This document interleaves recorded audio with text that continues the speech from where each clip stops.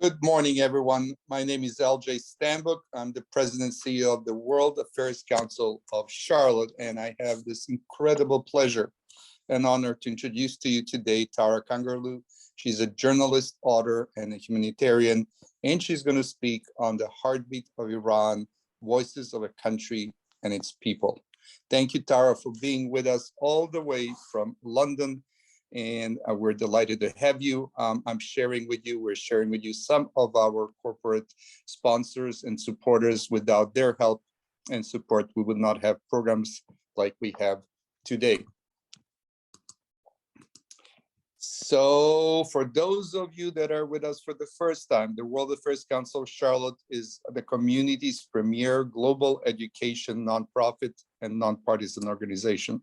The World Affairs Council of Charlotte has always sought to bring the world closer to you and to build a community of internationally informed and engaged citizens.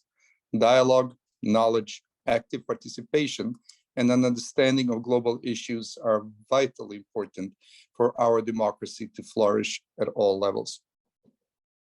A couple of housekeeping notes. Your microphone will be on mute and your camera will be turned off for the duration of this presentation. Please note this: to submit a question at any time, please use the question and answer box in the Zoom toolbar. You can see it circled in red. Do not use the chat room. The chat room is there to chat, and we will be providing you with update details through the chat room. But the questions that you have, and please pose a lot of questions because this is a very, very interesting conversation we're having today with Tara. Please do so through the question and answer box. Again, it's circled in red. This presentation will be recorded and we will share this with you. Please make sure you have the correct email so you can get the video of this presentation. Upcoming programs, just some of many. January 25th, we'll have a private dinner and a meeting with the National Security Series with Mr. Mark Polymerkopoulos, who is the former CIA head of clandestine operations in Europe. That is in Eurasia. He's going to speak on clarity in crisis, leadership lessons from the CIA. This is on January 25th and 26th. February 10th, we'll have the World Affairs Council annual business breakfast with Dr. Jay Bryson, who is the managing director and chief economist at Wells Fargo.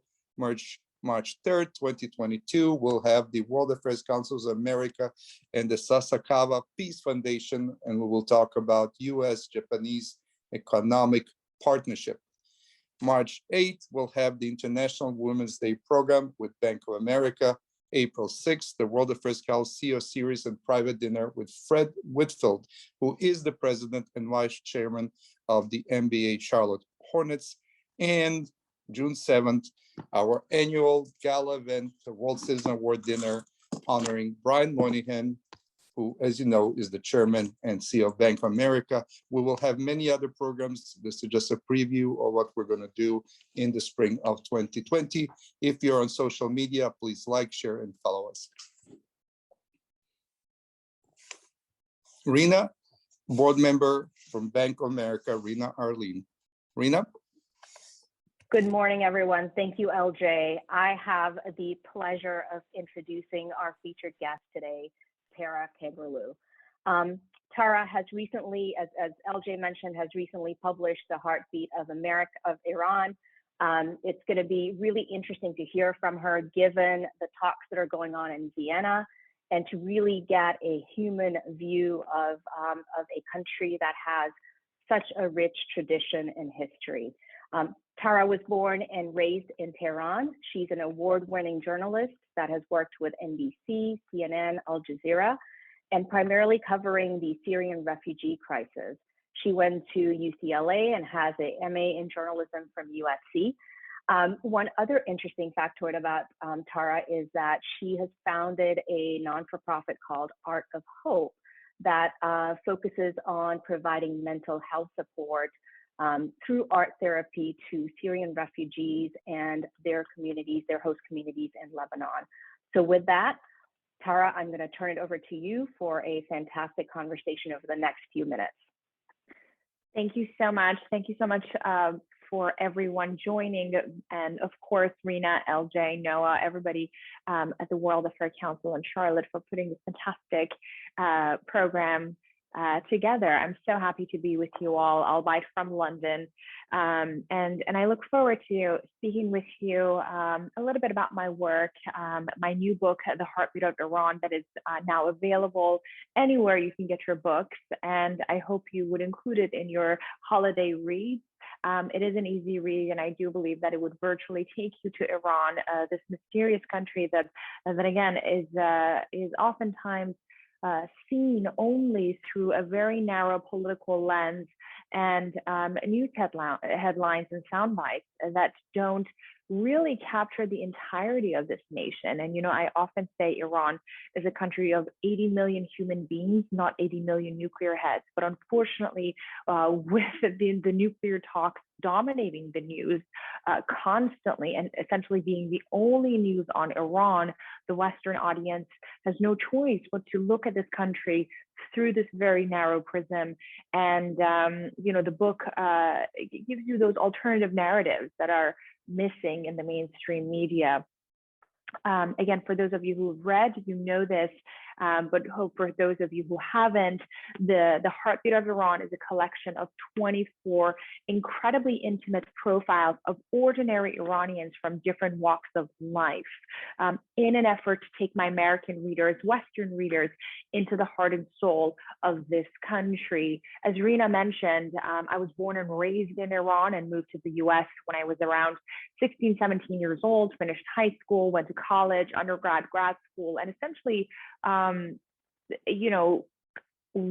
became an American professional because, right after that, I sort of went directly into the field and, started my career. So I would say, I'm Iranian by heart, but, I'm an American journalist. So understanding both worlds really pushed me to tell the stories that I did not see covered on the media. And I think sort of this duality that I have, this duality of heritage, this duality of upbringing, the East and West, has been really the force and the catalyst in the kinds of stories that I do, or the kinds of stories that I'm drawn into doing. And so I'm a big believer in cultural engagement, in cultural diplomacy, in public diplomacy, and essentially dialogue, because I fundamentally believe that when people don't know of each other's stories, when people don't know of each other's backgrounds, that's when fear is created. And if only we listen to the other side, if we only understand what our counterparts have to say, feel, think, that's when we can have real discourse and conversation, and hopefully resolve the challenges that may have exist, and also prevent the challenges of the future. And so I think so much of the reason as to why I wrote The Heartbeat of Iran was had to do with the questions that I would be asked as a teenager and as a young adult, but also as a journalist, as a journalist working in mainstream news organizations, essentially seeing what's not being covered. And I took some time off in 2016, right before the previous administration was coming in. I just thought that I cannot contribute perhaps as much as I want to in sort of the media space. I took the time off and started, reporting and interviewing these folks. And it was a very long and hard process. But it was a passion project, just so that when you go to the bookstore and want to find a book on Iran, you don't just find books about, foreign policy or nuclear talks or, angry looking ayatollahs that, you probably can't pronounce their names, and the hostage crisis and so on. So I wanted to introduce this sort of human narrative on this incredibly complex society, and we can definitely talk about this in the Q&As. But one of the things that I would emphasize is that this is by no means a rosy picture on Iran. This is by no means a romantic sort of take on this country, but rather a collection of human stories that would allow you to understand the hopes and dreams and concerns and realities of life for ordinary Iranians, from different walks of life. I tried to be as diverse as I could in the book. Obviously, 24 something characters would absolutely not do justice to a country of 80 million. But I tried to weave in as much as history and sociopolitical issues, religious matters, and so on in the book. So many people have actually told me that reading your book is sort of reading, Iran within Iran, within Iran, within Iran. And so every story opens up a host of issues for you. And again, with Rina, I'm happy to talk about the stories and go through some of the themes and issues and topics that I try to draw on in the book. But that's just a little bit about the background of why I did decide to write The Heartbeat of Iran. And I think it's quite timely. I think with the pandemic, with the events that we've been seeing in our country, in the United States, and also around the world, people need to realize that they have so much more in common with one another, and really tap into the humanity that binds us all, and through that understand that we have so much more in common than what we are told and that what we see on a daily basis. So I hope you enjoy The Heartbeat of Iran, and I truly hope that you realize that you have so much more in common with an average Iranian. If I could have an opportunity, I would love to do another book, perhaps The Heartbeat of America, because I do believe that there's so much diversity of thoughts and minds in the United States that would definitely beg for an interesting book to introduce our nation to the rest of the world through that human perspective, through those human narratives. Irina? Thanks, Tara. I'm coming back on video, so just give me one moment as I come back on. We've got some questions already coming in. Folks, please send your questions through the Q&A module, please. So, Tara, I want to start off with your perspective. Having grown up in Iran, you can easily, go through society in and out. Talk to us a little bit about your experience in terms of writing the book, the individuals that you identified, and then the political aspect of it as a journalist when you've gone back in to cover the nuclear talks. I would love to hear those two perspectives. Of course. I think I would answer the second question first. So I was actually in Iran in 2015 with Al Jazeera America covering the nuclear talks. Essentially what's happening in Vienna was happening in 2015, and we were there on the ground in Iran covering it. And for the audience tuning in, we have to understand that these nuclear negotiations have been going on for more than 20 years. And I bet you can mark my word that they probably would continue, beyond this year and the years to come. And this is not an issue that would go away. However, for me, storytelling is always about the people. What is the impact of this issue, this event on the people of, whatever the country is or the community and so on. And I think in that trip, I was really trying to focus on the impact of sanctions on the Iranian people, what the nuclear deal would mean for the people, what lifting of the sanctions would mean for the ordinary society in Iran, but also try to introduce my American viewers into the daily life in the country, right? And so I was really fortunate, and it was such a privilege to be able to do these stories from that human perspective, in the context of what was going on in Vienna, what was going on, with the nuclear deal and so on. And again, as you all see the news, we have 2.5 minutes to do a package.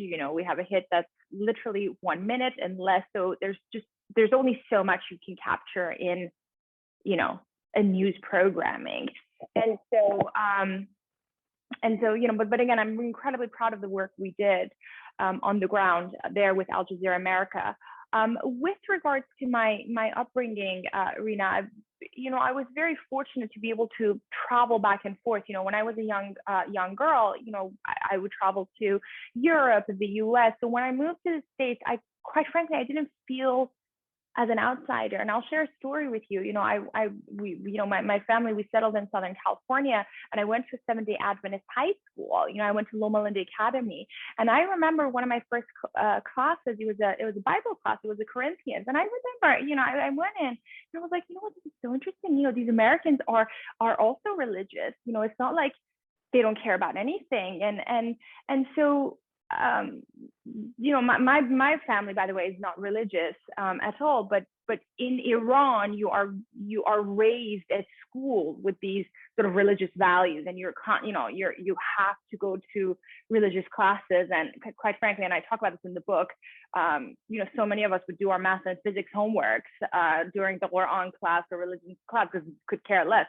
And by the way, so much of the younger generation, I would say, categorically associates religion with politics, and that has developed this sort of resentment. But I can talk about that more. But what I'm trying to get at is that even through that lens, I was trying to find commonalities, with sort of this new American society, and I didn't feel so much like an outsider. However, I was constantly faced with these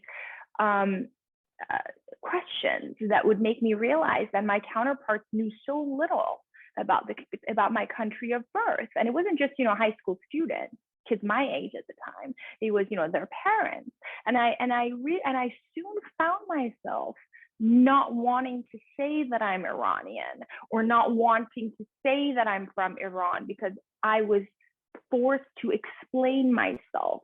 I was forced to dismantle the stereotype that existed toward me. And I will share this with you. Even I was in the airport in Chicago when June 1st, when my book dropped. I was going to New York for my first leg of my book tour. And I went to the bookstore and I asked the young lady working there. I said, do you have the Heartbeat of Iran? And she said, Heartbeat of where? And at that moment, I thought, oh gosh, do I have to say Iran again? And what is she thinking? She probably thinks, oh, it's on terrorism, something super rogue. And it made me realize, what, this is why I wrote this book.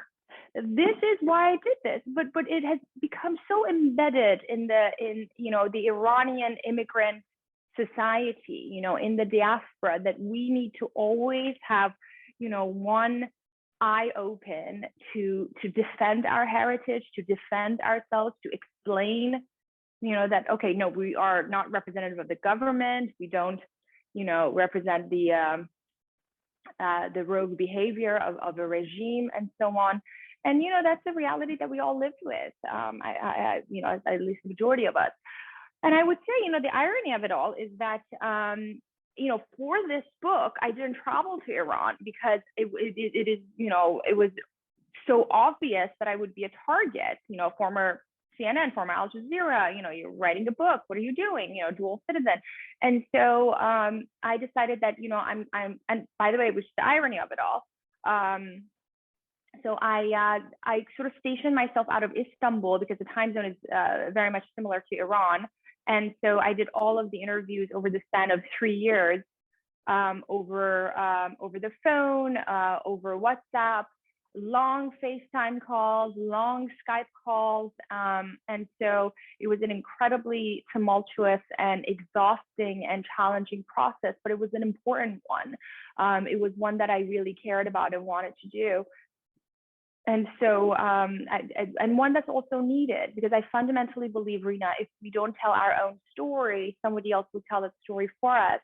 And that story may not necessarily be factual, nor one that we like. And I think on Iran, the narrative is so dominated by, political issues, sanctions, the hostage crisis, and then again, unfortunately, for many of our American friends and, European friends, Iran's history starts in 1979, and that's not true. It's a country of 3,000 years of heritage and history, and understanding this nation and country should be done through a larger context than a 40-year-old government, if that makes sense.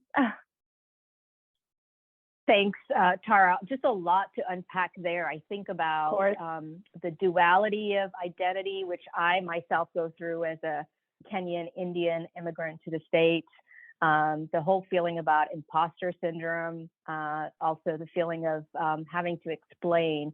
I think you've got several examples for folks that haven't read the book. There's several examples of where, Tara's in just like the airport example, or you were at an event where a couple of women just jumped to the political aspect, and you had to defend really truly what is Iran and the Persian culture.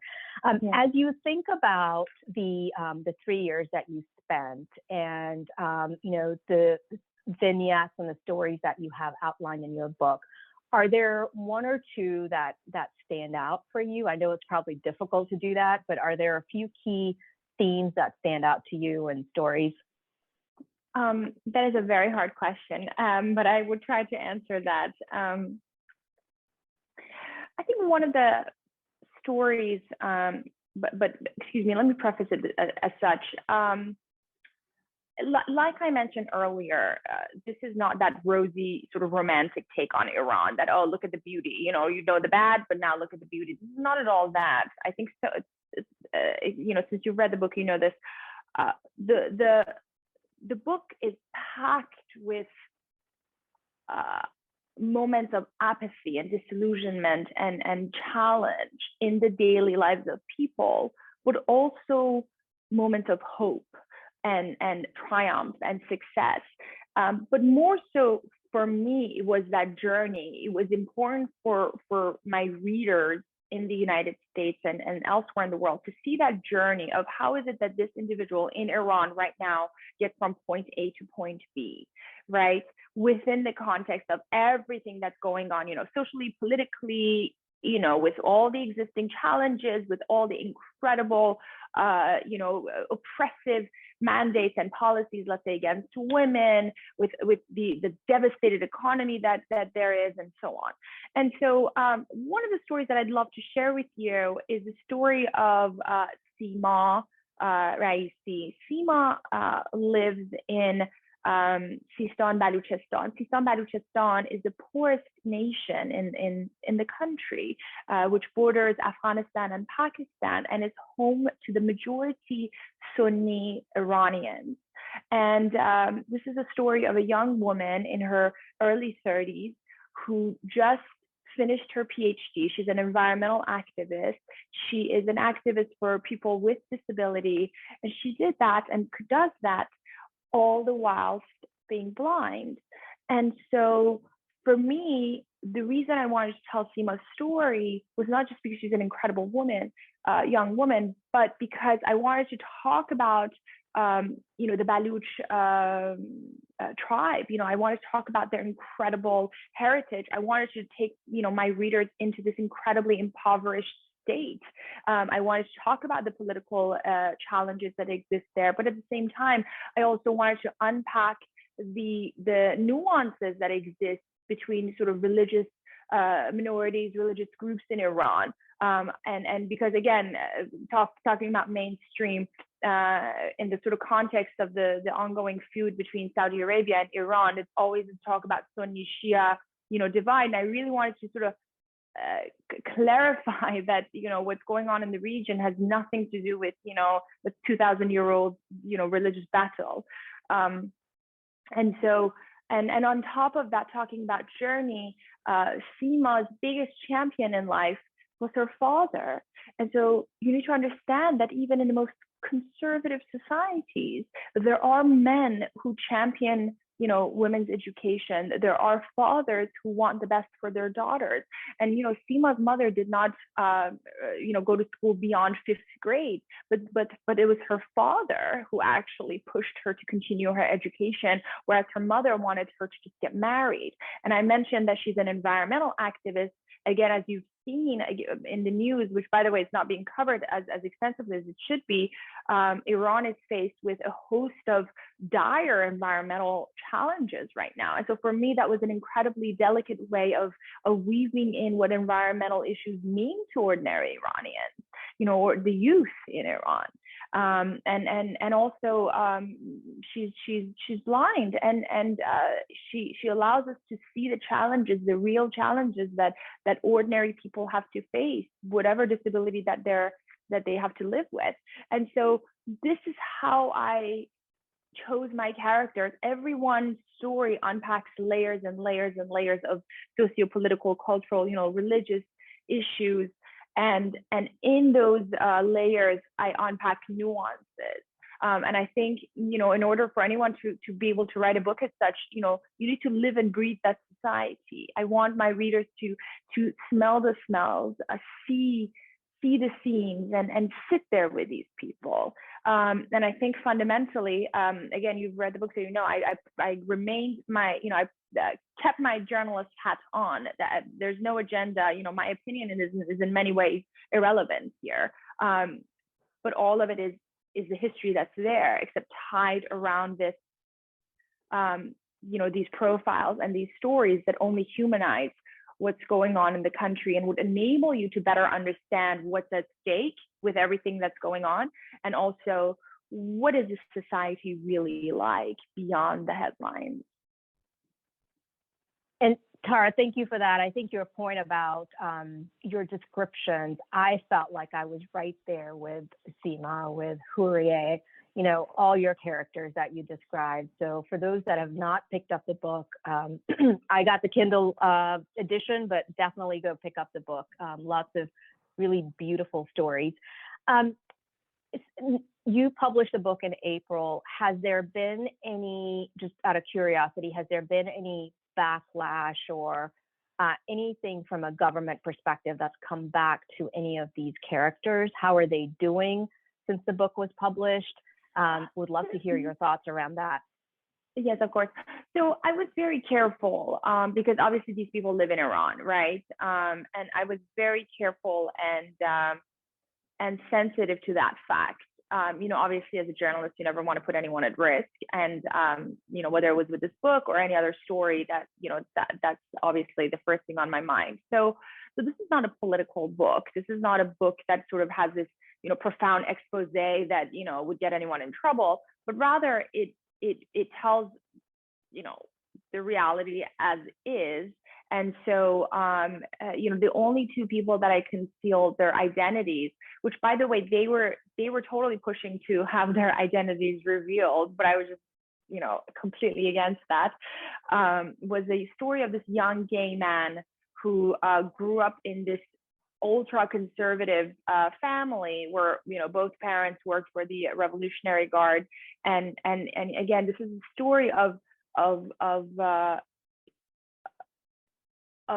finding your identity against the odds, against the entire world essentially being against you, and the story of coming out to a family that one would never imagine being accepting of you. And how is that, how do we relate to that in the United States?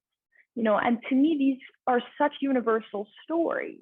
I think, in fact, so many of these stories transcend borders. I think the story of this young man is so true in our country, in the United States. And I bet you there's so many young men and young women who feel similar to this person in a sense that they can't come out. They can't be true to their identities because of the social confinement and the social, norms that essentially, don't let them to be comfortable with their immediate family. And so that was one. And the other one also was a story of this young woman who also grew up in an ultra conservative family.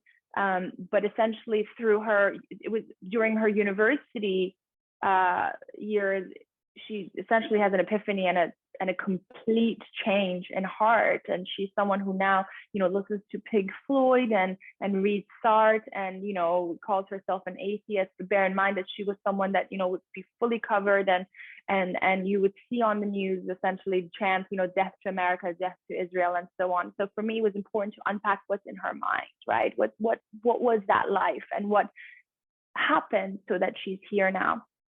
And so those two I conceal their identity just because I didn't feel comfortable because they're still living there. But again, this is not a political book, and the book is not available in Iran. It's U.S. published book, available for Western readers. But those those in the book who have been able to see a copy, or who have been seeing the reception, have been so happy, I think, I want to find the best word. They were so excited to see a book, a product, a platform, or an outlet that would tell the human stories of Iran. You know what I mean? It wasn't so much that their story was told or about this book. It really didn't have much about this book, but it was really about the idea of something, in this case, a book, telling the story of Iranian people in an effort to differentiate them from their government, if that makes sense. And that's something that ordinary Iranians really want and are keen to push on a global stage. That we have our own voice, we have our own agency. Our story is different than the government that represents us. That's great. And Tara, I have a follow-up to that that's now coming in from our audience. So this comes from Laura Meyer-Wellman, who's on our board.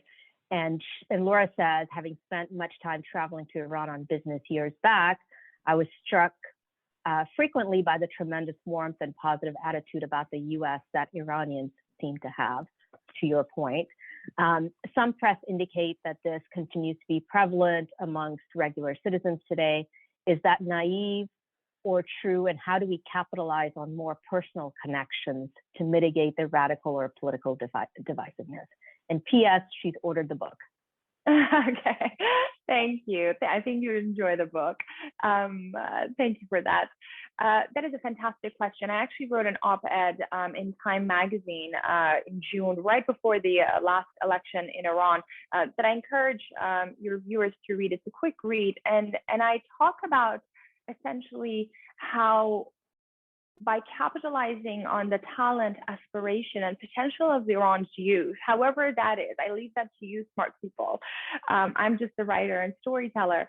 But by capitalizing on the potential of the youth, on any possibility of commercial, cultural engagement with this incredible asset, which again are the youth, I think so much change and positive change can come, and faster change rather than to focus on matters that perhaps dominated our efforts. And I say that because again, this book was a project that took 4 years, and after every interview, after every single story, I couldn't help but to think of the amount of potential that exists in this country, the talent, the exuberant desire to strive and belong and to contribute. And if only this nation of 80 million can reach half of its potential, it's going to contribute not just to its own society, but to the region and also the global community. And that is tremendous. I mean, look at Iran on the map, not just in Middle East, but the region, and that potential is tremendous. Now, the first part of the comment had to do with the ordinary Iranian sentiment toward Americans. And one of the things that I find so sophisticated and fascinating and true is that Iranians, again, we're talking about the people, I'm not talking about the government. Ordinary Iranians are able to distinguish between the American politics, American leaders, and the average American, and that's something that unfortunately the rest of the world does not often do. And I would say in that region, Iranians are some of the most pro-American people. They are the ones that have so much more in common with Americans. Again, historically looking at, again, the country's history doesn't start in 1979. This is a country of thousands of years of heritage, literature, art, culture, poetry. And I do believe that Americans can find so much more in common with Iranians than perhaps, others in the region, and that potential is not being tapped. And I do believe that the youth in Iran deserve so much more, and can contribute so much more if only they are part of the global community. And I really thank you, your board member for that question, because I encourage us to think more about ways of engagement with the youth. And to that effect, I also want to mention how big of a challenge was to publish this book, by the way. And this was by no means an easy project from my end in the United States, because every single editor, publisher that I pursued or reached out to me, they all wanted me to write this story of, escaping Iran, or like my own journey, or something that essentially fits in this narrative of the oppressed woman, or the oppressed victim who's now sort of rescued, and I wanted to stay away from that. Those stories are told, and that's not the entirety of the narrative. There's so much more there, and I wanted to defy what the Western American narrative thinks the Iran story should be. Okay, Iran's story is not what Americans and the American media wants it to be. And so telling this story was not easy. And so I hope we get to do more stories like this. By the way, not just on Iranians, other ethnic minorities in Iran, other diasporas, other immigrant groups, other voices. Because again, like I said, if we don't tell our own story, the narrative is dominated by others that don't know our story. So I encourage platforms as such to continue the amazing work that you're doing, because it matters. Yeah, I love that. Telling our stories, and then it goes hand in hand with not being defined by what's happening in the political world. And I would just encourage, we have a very internationally minded group that's on this call. There's a lot of questions coming through, how do we help even more? But really looking and seeking out those opportunities from people, and in this situation, Iranian people, Persian people telling their stories. So Tara, let's shift a little bit to geopolitics. You can't get away from a session with no questions geopolitically on Iran. There's several coming through. Can you talk a little bit about just the overall thoughts from people themselves? On one side, China and China-Iranian relations, and on the other side, Afghanistan, and where you see Afghanistan headed, not only from what the view is on the ground, but also from the government perspective. Mm-hmm. Okay, China, Iran, Afghanistan. How much time do we have?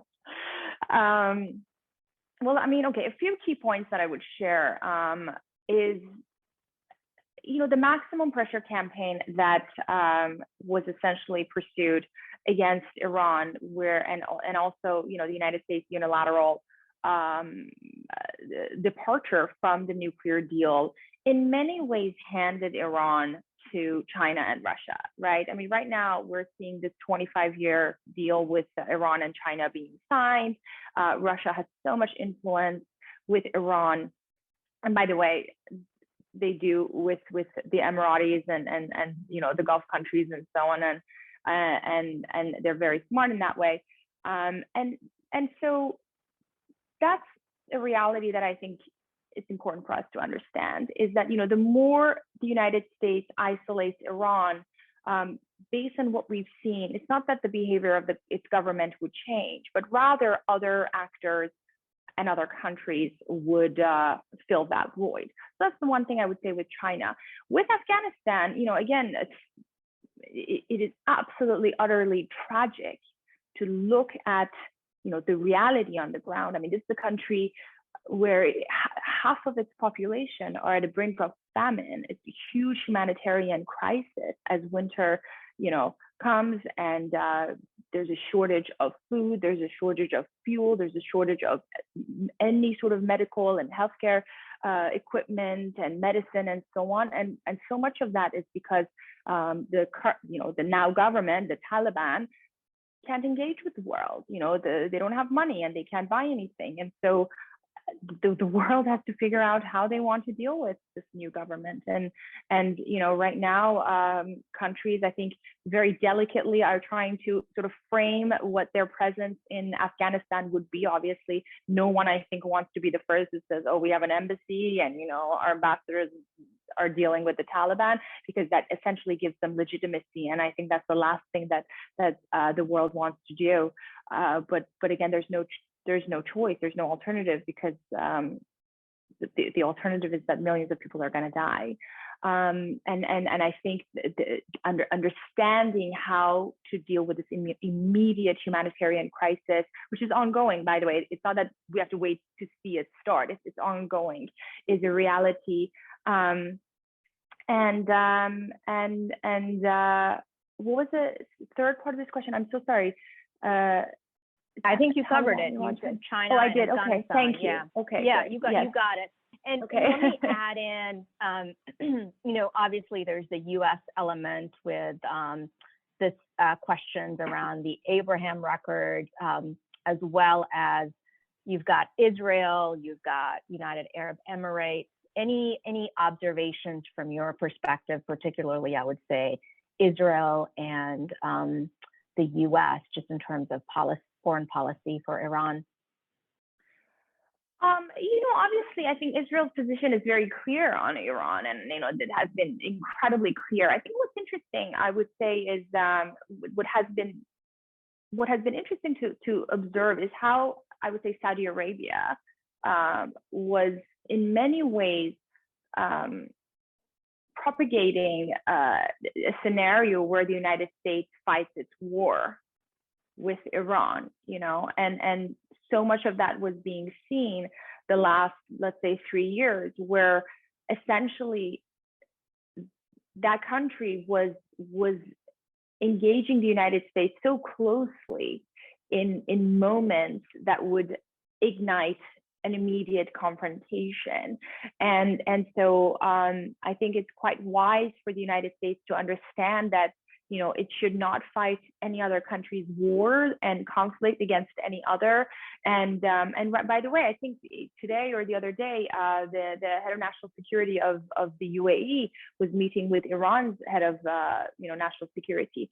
And so the regional issues have to be resolved regionally, and obviously the United States has huge allies and presence in the Gulf, and Israel being one of the biggest allies, obviously would want to pursue its own agenda, and so much of that, I think, is summed up in how the nuclear issue was handled. So I think we know the unhappy actors, we know the ones who want engagement, and we just have to see what happens. And like I said, I mean, I would not be surprised if this nuclear conversation goes on for another 20 years, as it has been. This is not something new. This has been going on from 20, 25 years.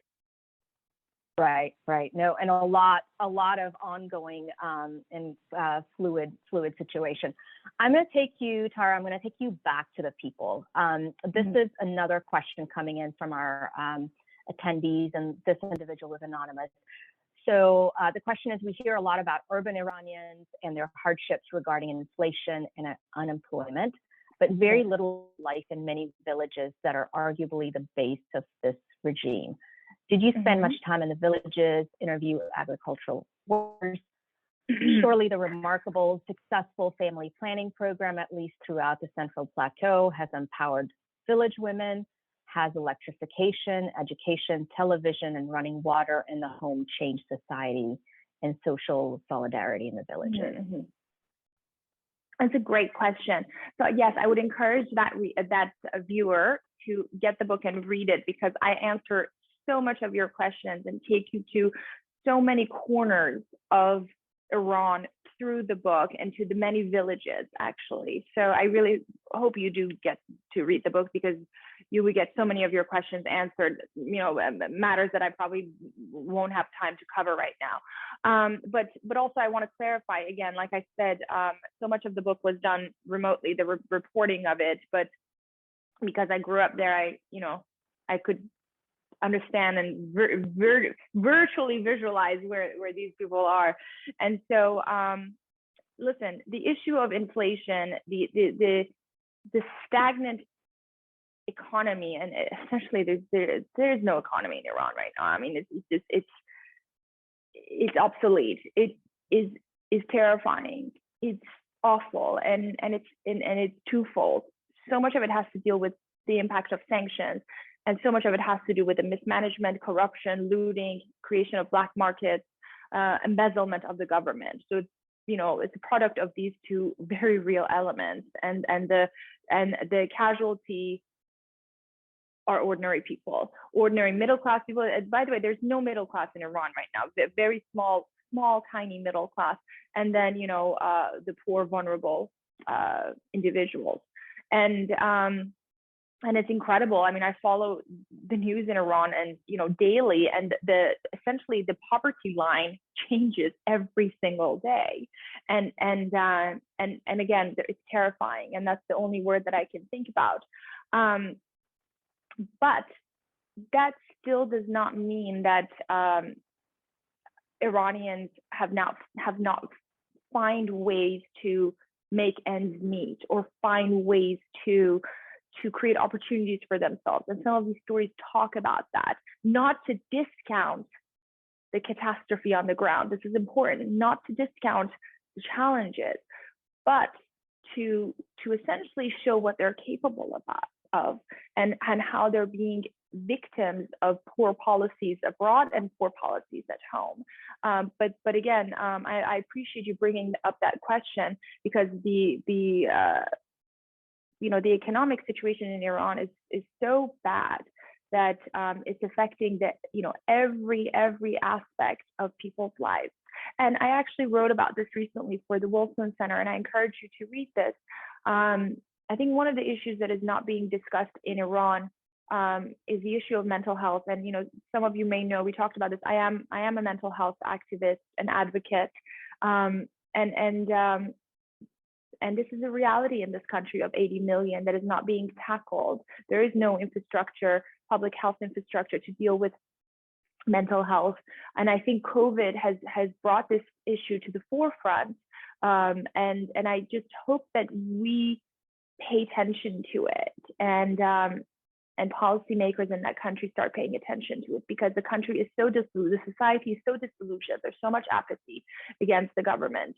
The economy is so stagnant. People are having such a hard time to find ends meet, put food on the table, dealing with COVID and so on. And all of this takes a toll on one's mental health. I was reading a report from the Ministry of Public Health. Please don't quote me. It's not verified. I need to look into the number exactly, but it's fascinating that a government agency announced it. It says 1 out of 3 individuals in Iran is suffering from some sort of mental health challenge. And the fact that these guys are reporting that, says a lot. Tara, I'm so glad you brought up mental health, because I wanted to round up the discussion with your non-for-profit that is focused on mental health. I'd love to hear your story in terms of what brought that about. I think you are bringing your personal focus on mental health, plus what you were doing with the Syrian refugees. And then the final question, what do you miss the most about Iran when you're not there? Oh, okay. I'll save the best for last. Thank you for that question, Mira. Mental health. I mean, I had the privilege of reporting in the field, spending time with Syrian communities, with Iraqi communities, with Lebanese communities. I was in Lebanon, Iraq, Lebanon, Jordan, Turkey since 2014, covering the crisis that was unfolding in Iraq and Syria. And so, I couldn't help but to think that, and the bottom line of every single story I covered obviously there are people affected by, whatever the situation is at hand, and that these people are suffering from some level of trauma, PTSD, loss, and I couldn't help but think of my own immigrant journey. I was dealing with a lot of emotional, challenges, but those challenges were nothing comparing to, the emotional challenges of someone who had, their home bombed, right? And I also dealt with trauma of loss. I lost my father when I was in my early 20s. And so I met so many, children and teenagers and young adults who've lost, their parents and loved ones and siblings and so on. And it was just such a raw reality that, these people are dealing with trauma and PTSD and nobody's dealing with it. Nobody's talking about it. And it took me a long time to even be able to run stories on impact of trauma and mental health and so on refugees. And I met incredible people in the field, especially in Lebanon, who were working on essentially rehabilitation of, this is a fascinating story actually, the rehabilitation of jihadis and young men who geared toward negative coping mechanisms as a result of being deprived from social security, educational security, family dynamics, and so on. And so I knew a lot of incredible social workers and therapists in the field in Lebanon in particular. And I remember in 2016, I became very adamant in tackling this issue, the tremendous need for trauma relief among the refugee population that I've met on the ground. And so these girls, these two social workers that I knew from their work in the prison system, two psychosocial workers, I reached out to them and I said, listen, guys, if I started this nonprofit, would you work with me to do this work for, we start small, for a group of Syrian refugees who left Raqqa and Manbij, that was the main ISIS stronghold in Syria and so on. And that's how it started. It was just a very small nonprofit with the thought and mindset of empowering local psychologists, local social workers, local art therapists on the ground in the field to work within the communities, within their very localized communities. And we work in Lebanon. It's a country, as you know, that hosts the largest number of refugees per capita in the world. It has a population of right now about 6 million, with 2 million Syrian refugees. So much of them are accounted for, including 500,000 Palestinians. So you can just imagine, which, by the way, Lebanon is another discussion that I encourage your community to have, because it has such an impact on the stability of the region. And also it's a broken country. I mean, essentially there's no economy there as well. And so I decided that we should concentrate on Lebanon. Now, so many people ask me, if I have more funds, if we have more donations, of course, we'll replicate the programming, elsewhere. But I just thought that we can have some sort of tangible impact there. So we've been on the ground since early 2017. We started in 2016, and we're continuing our work, and that comes in different form of workshops, for children, for teenagers, family intervention. Right now, actually, we're in the midst of fundraising to start the bus of hope that goes from Arsal in the north all the way to the south. This bus will visit different communities, different cities with the majority vulnerable Syrian refugees and also vulnerable host communities, where we would have circus acts for children that encourage acts of kindness, leadership, conflict resolution, and also our social workers will focus on essentially doing some case studies to see what are the main needs, and again, you guys can follow us and read more about our work on Art of Hope Global. It's artofhopeglobal.org and at Art of Hope Global. But I just hope that I gave a sort of a gist of why I started it and what we do. And I have to say, it's a completely passion project. all, everything we do is pro bono from our end, in the US, UK, now that I'm in London, and every single dollar we raise goes to essentially paying for social workers and mental health professionals on the ground.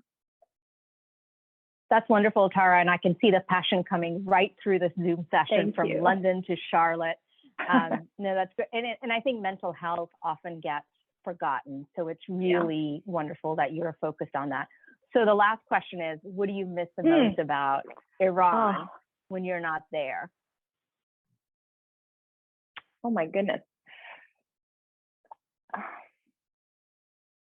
I miss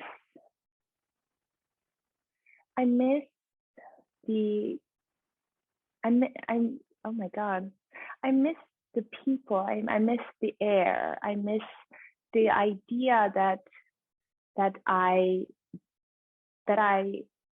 am on my soil. I miss the idea of being able to breathe the air that I was born to. And it hurts me so much to not be able to go. And and I think in my book I tried to talk about this sense of belonging. Where is home? I mean, I'm an American, and I think California is also my home. But the idea of when you're told you don't belong, or when you're told you can't go, or you're told you're different, I think, how do we reconcile with these issues? Very deep. Yeah. Very deep, Tara. Thank you for that. Thank you for sharing. Very poignant, the air and the soil. Yeah, I wrote that down. So this has been a wonderful discussion, Tara. Thank you so much for our audience. If you don't have The Heartbeat of Iran, please get it. I read it. It's a quick read. You will feel like you were sitting right there with the Iranians that Tara is highlighting, and you will learn a lot. There were a lot of learnings from me as well. And with that, I'm going to turn it over to LJ. Thank you so very, very much. This was amazing, Tara, and also being born elsewhere and being an immigrant in the US, I have the same sense of duality, but in your case, you're prevented to be there and to experience it. So I can fully understand your emotions. I do want to thank you for being with us. This was a great opportunity for all of us to learn more about the people of Iran, the common people of Iran. And we hope to see you in Charlotte one day. In closing, I would like to turn it over to the former board chair and now board member, Mike Hawley from K&L Gates. Mike. Thank you, Lubomir. And Tara, this was absolutely spectacular. And we are a spectacular organization too. And what makes us spectacular are presentations like this. I mean, it was just phenomenal. And I'm here to just kind of close this out and ask those who are participating today to, especially at this time of year, at the end of the year, keep the World Affairs Council directly in mind.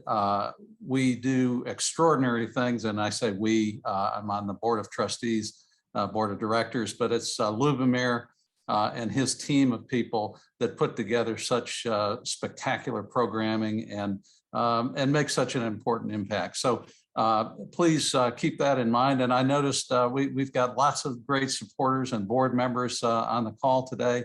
And, folks that like Chase Saunders and Woody Kinnett, Sarah Tull, I could go on and on. These are folks that are extremely interested in international affairs and are great supporters of the World Affairs Council. So keep doing that. And we will sign off unless, Lubomir, do you have anything else in closing? Otherwise, we'll shut her down. Thank you, Mr. Chairman. Thank you, Tara. Again, we would love to see you in Charlotte and continue this conversation. I appreciate everything you're doing. Have a very, very nice afternoon. Thank you all for participating. Thank you. Thank you for having me. Thank you for the great work you all do. Thank you so much.